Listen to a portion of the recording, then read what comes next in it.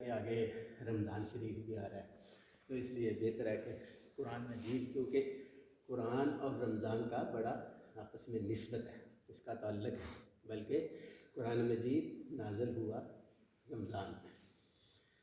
تو سب سے پہلے جو بزرگوں نے بیان کیا ہے اس میں انہوں نے یہی کہا ہے کہ کچھ اس کے ظاہری آداب ہیں، کچھ اس کے باطنی آداب ہیں۔ ظاہری آداب میں سے ہے کہ بندہ پہلے کیا کرے، وضو کرے، اچھی طرح مسواک کرے، وضو کرے، خوشبو لگائے، پھر اس کو اونچی جگہ رکھ کر پڑھے، کیونکہ یہ بڑا بلند مرتبے والا کلام پاک ہے۔ اور باطنی یہ ہے کہ اس کی عزت دل میں لے کر پڑھے، کہ یعنی یہ بڑے بلند مرتبہ والا کلام ہے، اور اللہ تعالیٰ کی ذات جو سب سے بڑی ہے اس نے اس کو نازل کیا ہے، اور یہی سمجھے کہ اللہ تعالیٰ خود مجھ سے باتیں کر رہا ہے، تو پھر جا کے اس کے جو ہے نا آداب سمجھ آئیں گے جا کے، اور پھر اس کا اثر بھی ہوگا۔ کہتے ہیں کہ اس کی صبح بھی شام بھی اگر تلاوت کرے تو یہ بھی کم ہے، اللہ تعالیٰ ہمیں کیا کرے، صبح شام اس کی تلاوت کرنے کی توفیق عطا فرمائے۔ پھر فرمایا کہ خیارکم من تعلم القرآن وعلمہ، کہ تم میں سے سب سے بہتر کون ہے، وہ ہے جو قرآن مجید پڑھتا ہے اور قرآن مجید کو سکھاتا ہے، دن رات قرآن مجید پڑھتا ہے اور اس کو سکھاتا ہے۔ وہ تم میں یہ نہیں کہ جس نے یعنی انجینئرنگ کی ڈگری کر لی، جس نے کوئی دوسری ڈگری کر لی وہ بہتر ہے، بلکہ بہتر کون ہے، جو قرآن مجید پڑھتا ہے۔ اور فرمایا کہ یہ تمہارے ذہنوں کے لیے بھی، ذہن جس سے مضبوط ہوتا ہے وہ کہتے ہیں جی تین چیزیں ہیں۔ ذہن کس سے مضبوط ہوتا ہے، ایک مسواک سے ہوتا ہے، اور ایک روزہ رکھنے سے مضبوط ہوتا ہے، اور تیسرا قرآن مجید پڑھنے سے بندے کا ذہن مضبوط ہوتا ہے۔ یعنی جس کو مسئلہ ہوتا ہے جی کہ میں تو بھول جاتا ہوں، کچھ چیز رکھ کے بھول جاتا ہوں یا ویسے ہی بھول جاتا ہوں، بلکہ کئی تو کہتے ہیں جی ہمیں قرآن مجید بھی نہیں یاد ہوتا جلدی، تو ان کے لیے یہی ہے کہ اس کو زیادہ سے زیادہ پڑھیں اور بار بار پڑھیں، تو انشاءاللہ یہ نہیں بھولے گا۔ باقی فرمایا کہ کچھ ایسے لوگ بھی ہوتے ہیں، یہ حدیث ہے، یعنی جتنی بھی میں اس میں باتیں کروں گا تقریباً وہ ساری حدیث ہیں، اور ان کا تقریباً مفہوم بیان کروں گا، کیونکہ ساری تو پھر اتنا ادھر ٹائم بھی نہیں ہوتا۔ اچھا جی، فرمایا کہ جو قرآن مجید کی تلاوت کرتا ہے، دن کو بھی کرتا ہے، رات کو بھی کرتا ہے، اور اس کی مشغولیت اتنی ہے، تو اللہ تعالیٰ فرماتے ہیں کہ جو اس میں قرآن مجید پڑھنے میں مشغول رہتا ہے، میں اس کو ان سے زیادہ دیتا ہوں جو دعا مانگتے ہیں اور اللہ تعالیٰ سے یعنی نماز کے بعد مانگتے ہیں یا جس طرح سے، اور لیکن جو قرآن مجید کے پڑھنے میں مشغول رہتا ہے اس کو دعا مانگنے کی ضرورت ہے۔ اللہ تعالیٰ کہتا ہے میں ان کو دعا پڑھنے والوں سے زیادہ دیتا ہوں۔ پھر اس کے بعد فرمایا کہ ماہر قرآن وہ ہے جو سوچ سمجھ کر اور ترتیل کے ساتھ پڑھے، یعنی اس کو اتنا پتہ ہونا چاہیے۔ ترتیل کا مطلب یہی ہے کہ چھوٹی ہاں کون سی ہے، بڑی ہاں کون سی ہے، اس میں فرق کرنا ہے۔ جب قرآن مجید پڑھے تو اس میں فرق کرے، اور کاف چھوٹا کون سا ہے، کاف بڑا کون سا ہے، کیونکہ پتہ ہے آپ کو پتہ ہے یعنی جنہوں نے حضرت جانتے ہوں گے قاری صاحب کہ مثلا معنی بدل جاتے ہیں، اگر الفاظ بدلے جائیں، ہا کو چھوٹی ہا سے یا خا کو چھوٹی خا سے یا کاف کو چھوٹے کا سے، اور معنی بدل جاتے ہیں۔ مثلا قلب ہوتا ہے، اور قلب بھی یعنی دل ہے، یہ بڑے کاف سے ہے، قلب جو چھوٹے کاف سے ہے وہ کتا ہے۔ اس لیے اس کو بڑے ہی ترتیل کے ساتھ قرآن مجید کو پڑھنا چاہیے، اور اس کو آداب کے ساتھ۔ فرمایا اسی طرح حافظ قرآن کا ہے کہ جو حافظ قرآن ہوگا اللہ تعالیٰ اس کو قیامت کے دن کہیں گے کہ تو صاحب قرآن کو کہا جائے گا کہ تو قرآن مجید پڑھتا جا اور درجوں پر چڑھتا جا، اور تیرا آخری درجہ وہی ہوگا جو جہاں پہ والناس یعنی آخری آیت پڑھی جائے گی، وہاں تیرا پہ آخری درجہ ہوگا۔ اور پھر فرمایا کہ یہ جو ہے حافظ اگر حفظ کرتا ہے پھر اس کے حلال کو حلال جانتا ہے، ہاں جی، اور حرام کو حرام جانتا ہے قرآن مجید کو، تو اللہ تعالیٰ اس کو قیامت کے دن کہیں گے کہ 10 آدمیوں کو جن پر جہنم واجب ہو چکی ہوگی ان کو وہ ان کی سفارش کر کے لے جائے گا، یعنی جنت میں لے جائے گا۔ تو اللہ تعالیٰ کہتے ہیں کہ یہ سب سے بڑا شفیع ہے، قرآن پاک سب سے زیادہ سفارش کرنے والا ہے۔ بلکہ اس میں ایک صورت ہے، صورت ملک، وہ کہتے ہیں کہ وہ اپنے پڑھنے والے کو جنت میں لے جا کر ہی چھوڑے گی، اس سے پہلے وہ چھوڑے گی نہیں۔ وہ یعنی ادھر سے اگر وہ آئیں گے حساب لینے والے فرشتے، یا ادھر سے حساب، وہ ان کے سامنے آ جائیں گے، تو جب تک اس کی مغفرت نہیں ہوگی وہ تب تک ان سے جھگڑا کرتی رہے۔ اور اسی طرح قرآن مجید کے بارے میں بھی فرمایا کہ یہ سب سے زیادہ جھگڑالو ہے، ہاں جی، یہ جھگڑا کرے گا اپنے حق کے بارے میں، اگر یعنی جھگڑا کرے گا اور کیا کرے گا، سفارش کرے گا اور بخشوا کے چھوڑے گا، ہاں جی۔ پھر اللہ تعالیٰ نے فرمایا کہ 3 شخصوں پر، 2 شخصوں پر کہ حسد، 2 شخص حسد، ان پر بندہ حسد کر سکتا ہے کہ یا اللہ اس کو تو اللہ تعالیٰ نے یعنی کہہ سکتا ہے کہ اس کو تو، اس بندے کو تو اللہ تعالیٰ نے قرآن مجید دیا ہے اور یہ دن رات پڑھتا ہے، اور اسی طرح وہ جس کو اللہ تعالیٰ نے مال دیا ہے اور وہ دن رات خرچ کرتا ہے، تو اللہ تعالیٰ کہتے ہیں کہ ان پر تم حسد کر سکتے ہو۔ حالانکہ حسد کرنا دوسرے پر جائز نہیں ہے، لیکن کن 2 لوگوں پر حسد کر سکتے ہیں۔ اور فرمایا کہ تم اگر مثلا کوئی لوگ حفظ نہیں کرتے، ہاں جی، ویسے پڑھتے ہیں، اور ان کا بھی فرمایا کہ جو والدین اپنے بچوں کو یعنی ناظرہ پڑھاتے ہیں اور پھر وہ اس پر عمل بھی کرتے ہیں، تو اللہ تعالیٰ ان کے والدین کو قیامت کے دن کیا کرے گا، جی، ایک تاج ایسا پہنایا جائے گا جس کی روشنی جو ہے، جس کی روشنی آفتاب سے بھی زیادہ ہوگی۔ یعنی یہ کن کا رتبہ ہے، یہ ان کا رتبہ ہے جنہوں نے صرف ناظرہ پڑھا ہے، تو اللہ تعالیٰ ان کے والدین کو بھی یعنی ایسا تاج پہنائے گا قیامت والے دن کہ جس کی روشنی آفتاب سے زیادہ ہوگی۔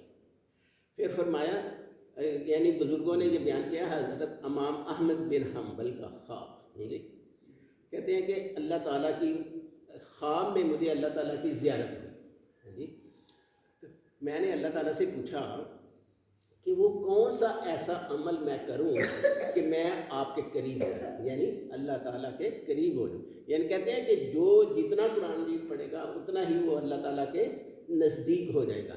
تو اللہ تعالیٰ نے کہتے ہیں فرمایا، اللہ تعالیٰ نے فرمایا کہ تم کیا کیا کرو، قرآن پاک پڑھا کرو۔ تو حضرت امام احمد بن حنبل فرماتے ہیں کہ میں نے پوچھا یا اللہ سمجھ کر پڑھنا ہے، کیسے پڑھنا ہے کہ مجھے آپ کا قرب نصیب ہو جائے؟ تو اللہ تعالیٰ نے فرمایا کہ جس طرح بھی پڑھو تم، ہاں جی، آہستہ پڑھو، یعنی لیکن یہ ہے کہ رعایت تو رکھنی ہے، بلکہ صحیح پڑھنا ہے، تو تم میرے قریب ہو جاؤ۔ اسی طرح فرمایا کہ نفلوں میں، نماز میں قرآن مجید پڑھنا اس سے یہ بہتر ہے اس سے، یعنی جیسے ہم عام بیٹھ کے پڑھتے ہیں بغیر نماز کے، یہ نماز نفل والا قرآن مجید، نماز والا قرآن مجید کس سے بہتر ہے؟ بیٹھ کر پڑھنے سے۔ اور بیٹھنے والا جو ہے وہ بہتر ہے کہ بندہ کوئی اور بات کر لے۔ تو فرمایا کہ اللہ تعالیٰ جب قرآن پڑھا جاتا ہے تو سب سے پہلے جو قاری ہوتا ہے نا اس کی طرف توجہ کرتے ہیں، ہاں جی، فوراً توجہ فرماتے ہیں کس پر؟ جو قرآن مجید پڑھ رہا ہوتا ہے اور جو یعنی نماز پڑھ رہا تھا۔ تو یعنی اللہ کو اپنی طرف متوجہ کرنے کا سب سے بڑا فائدہ کیا ہے؟ قرآن مجید پڑھنا۔ یعنی اللہ تعالیٰ کہتے ہیں کہ جو قاری پڑھ رہا ہوتا ہے نا، میں فوراً اس کی طرف متوجہ ہو جاتا ہوں، باقی سارے کاموں کو چھوڑ دیں۔ اس لیے اللہ کو اپنی طرف متوجہ کرنا کیا ہے کہ قرآن مجید پڑھنا کا مطلب یہی ہے کہ اللہ کو اپنی طرف متوجہ کرنا۔ اور فرمایا ایک اگر آیت تو آپ سیکھیں گے تو کتنا ثواب ملے گا جی؟ 100 رکعت نماز کا ثواب ملے گا، 100 رکعت نماز نفل کا ثواب ملے گا۔ اس لیے اور 2 آیتیں سیکھیں گے تو اسی طرح۔ اور فرمایا، آپ صلی اللہ علیہ وسلم نے فرمایا کہ تم میں سے کوئی ہے جو صبح صبح اٹھے اور وہ بتحان اور عقیقہ کے باغوں میں جائے اور 2 اونٹنیاں یعنی لے آئے۔ تو آپ صحابہ نے فرمایا کیوں اللہ تعالیٰ یعنی آپ صلی اللہ علیہ وسلم نے صحابہ نے فرمایا کہ آپ صلی اللہ علیہ وسلم ہم سارے پسند کرتے ہیں کہ صبح صبح ہمیں 2 اونٹنیاں جوان مل جائیں. ہاں جی. تو اللہ تعالیٰ نے آپ صلی اللہ علیہ وسلم نے فرمایا کہ تم کیا کیا کرو 2 آیتیں سیکھ لیا کرو. وہ کس کے برابر ہے؟ وہ 2 اونٹنیوں کے برابر ہیں. اور 1 آیت سیکھنا کیا ہے جی 100 رکعت نماز نفل کے برابر ہیں. تو فرماتے ہیں کہ اسی قرآن مجید کی وجہ سے اللہ تعالیٰ نے بڑی قوموں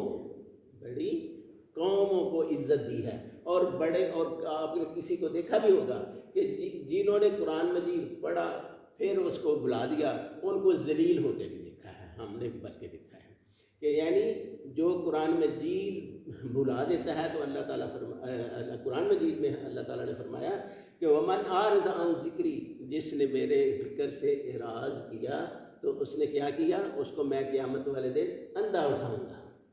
تو اس لیے فرمایا کہ اس کو ساتھ ساتھ یاد بھی رکھنا ہے. اور فرمایا کہ دلوں کو زنگ لگ جاتا ہے. تو زنگ دور کرنے کے لیے کیا کرنا ہے؟ ایک تو قرآن مجید کی تلاوت کرنی ہے اور دوسرا موت کو یاد کرنا ہے. اس سے کیا ہوگا کہ دلوں کا زنگ اترے گا. تو اللہ تعالیٰ نے اور ایک اور حدیث میں فرمایا آپ صلی اللہ علیہ وسلم نے کہ یہ بڑا جھگڑا ہے جی، یہ اپنے اس کی قرآن پڑھنے والے کی سفارش کر کے چھوڑے گا جی. سفارش کیا بلکہ بخشوا کے چھوڑے گا. تو اس لیے ہمیں کیا کرنا چاہیے؟ بڑی ترتیل کے ساتھ قرآن مجید پڑھنا چاہیے. پھر ایک میں واقعہ ویسا ہی ادھر بیان کرتا ہوں، اس سے بھی چلے بڑا تعلق ہے اس کا، کہ جب ادھر انگریز آیا نا جی، جب انگریز آیا تو اس نے کوشش کی کہ ساری جو کتابیں ہیں مثلا تورات ہے، زبور ہے جی، انجیل ہے، اس میں تو ساری یعنی تحریف ہو گئی ہے. انہوں نے اپنی یعنی مرضی کے مطابق تبدیلیاں کر دی ہیں. تو یہ کرتے ہیں کہ مثلا قرآن مجید کے لیے یہ کوشش کرتے ہیں اور اس میں بھی تحریف کرتے ہیں. تو انہوں نے اس کے لیے سوچا کہ کرنا کیا ہے، طریقہ کوئی بنائے. ہاں جی، طریقہ پھر انہوں نے یہ سوچا جی کہ سارے ہندوستان سے قرآن مجید جو چھپے پڑھے مسجدوں میں پڑھے ہیں کہیں بھی پڑھے ہیں نا، وہ واپس کیا کرو، وہ گھروں سے اٹھا لو، مسجدوں سے اٹھا لو، مدرسوں سے اٹھا لو. اور پھر اس کے بعد کیا کرو کہ یہ جو اپنے ہمارے پرنٹنگ پریس ہے نا، اس سے ہم چھپوا کے لوگوں کو دے دیں گے. ہاں جی، تو جو مرضی اس میں غلطی کر لیں گے، ان کو کون سا پتہ چلے. وہ کہتے ہیں کہ وہ انگریز ایک مسجد میں آیا تو وہاں پہ ایک قاری صاحب پڑھا رہے تھے. اس نے کہا کہ ہم نے یہ اسکیم بنائی ہے کہ اس طرح کرنا ہے، آپ مجھے جو ہے نا سارے قرآن جتنے بھی اس میں ہے نا وہ مجھے دے دیں، میں نے لے کے جانے ہیں، پھر ہم تھوڑے دن کے بعد آپ کو نئے قرآن مجید دے دیں گے. تو کہتے ہیں کہ انہوں نے کہا قاری صاحب نے کہ وہ کوئی بڑا ہی پاگل بندہ ہے جس نے یہ اسکیم بنائی ہے، یہ احمق ہے. یعنی جو کتاب قرآن پاک ہے اور جو سینوں میں ہے، ہاں جی، اس میں تحریف کیسے ہو سکتی ہے؟ یعنی اس نے ایک بچے کو بلایا، لو جی پڑھ کے سناؤ اس کو. ہاں، اس نے فٹافٹ پڑھنا شروع کر دیا. ہاں، تو پھر دوسرے کو بلایا، تیسرے کو بلایا، یعنی وہ تھوڑا سا ایک ہنٹ دیتا، وہ آگے سے پڑھنا شروع ہو جاتا. تو اس نے فرمایا، یعنی مولوی صاحب نے فرمایا کہ یہ ہو ہی نہیں سکتا کہ اس میں تم تحریف کر سکو. ہاں جی، اس میں تم تحریف کر سکو، یہ ہو ہی سکتا کیونکہ یہ کتاب جو ہے اللہ تعالیٰ نے قرآن سینوں میں محفوظ کی ہوئی ہے، اس لیے یہ ہو ہی نہیں سکتا کہ اس میں کوئی تحریف کرتی ہے. بہرحال وہ اس سے باز نہیں آئے، انہوں نے پھر بھی کوشش کی. اچھا جی، بہرحال پھر اپنے موضوع پہ تھوڑا سا آ جاتے ہیں. اللہ تعالیٰ نے فرمایا، آپ صلی اللہ علیہ وسلم نے فرمایا کہ تم دلوں کو زنگ لگ جاتا ہے، تم کیا کیا کرو، قرآن مجید پڑھا کرو اور موت کو یاد کرو. اچھا جی، اس کے بعد فرمایا کہ قرآن مجید کی خبر گیری کر لیا کرو.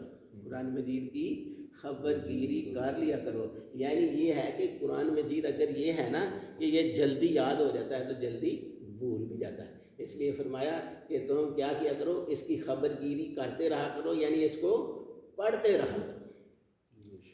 اور اگر پڑھتے رہو گے نا تو پھر کیا ہوگا، یاد رہے گا. کیونکہ اسی حدیث میں ہے کہ قرآن مجید جس طرح اونٹ جو ہے رسی سے اپنے آپ کو جلدی آزاد کر لیتا ہے، اسی طرح قرآن مجید بھی 2-3 مہینے آپ لگا لیں، اگر نہ پڑھیں تو واقعتاً حافظ یعنی اس کو بہتر جانتے ہوں گے تو وہ واقعی بھول جاتا ہے، پھر دوبارہ شروع کرنا پڑتا ہے۔ آپ پھر اس کے بعد آپ صلی اللہ علیہ وسلم نے فرمایا، یعنی ایک صحابی نے پوچھا کہ بلکہ آپ صلی اللہ علیہ وسلم نے فرمایا کہ فتنوں کا دور جب آئے گا نا تو پھر آپ نے کیا کرنا ہے؟ قرآن مجید کو سنبھالنا ہے، تو تم فتنوں سے خلاصی پا جاؤ گے۔ جب فتنوں، جس طرح آج کل دور ہے، بڑے سے بڑے فتنے اٹھ رہے ہیں، ہاں جی، بلکہ ہر طرح ہی جو ہے نا حالات ایسے ہی ہیں، تو فرمایا کہ کیا جب فتنوں کا دور ہو تو تم کیا کیا کرو، تم تلاوت قرآن کا اہتمام کیا کرو۔ پھر فرمایا کہ قرآن مجید اس کا دیکھنا پڑھنا ہاں جی باعث برکت ہے۔ اس طرح سورۃ فاتحہ کے بارے میں بتایا، سورۃ فاتحہ کے بارے میں بتایا کہ اس میں ہر بیماری کی شفا ہے، اس میں ہر بیماری کی شفا ہے۔ سورۃ بقرہ ہے، یہ حفاظت کے لیے ہے۔ سورہ یوسف ہے، ہاں جی، پھر سورۃ اخلاص ہے۔ سورۃ اخلاص کہتے ہیں کہ صرف 3 دفعہ پڑھیں، پورے قرآن مجید کا ثواب مل جائے گا، یعنی حدیث کی بات کر رہا ہوں، یعنی اس کو ایک پورے قرآن مجید کا ثواب مل جائے گا۔ اور فرمایا اگر تم 10 بار پڑھتے ہو تو کیا ہوگا، اللہ تعالیٰ تمہارے لیے جنت میں ایک محل بنا دیں گے۔ اور آپ جانتے ہیں کہ دنیا میں گھر بنانے کے لیے کتنے ہاں جی پاپڑ بیلنے پڑتے ہیں، تو اس لیے فرمایا کہ تم صرف 10 دفعہ سورۃ اخلاص پڑھ لو تو کیا ہوگا، اللہ تعالیٰ تمہارے لیے جنت میں ایک بہترین محل بنا دے گا۔ تو اللہ تعالیٰ ہمیں اپنے قرآن پاک کو پڑھنے کی اور اس پر عمل کرنے کی توفیق عطا فرمائے، اور سب سے بہتر یہی ہے کہ اس کی ہمیں خبر گیری کرتے رہنا چاہیے۔ جتنی خبر گیری کریں گے، جتنا پڑھیں گے، اتنا ہی اللہ تعالیٰ برکت عطا فرمائیں گے اور ہمیں یاد رکھنے کی اللہ تعالیٰ توفیق عطا فرمائے۔ بسم اللہ۔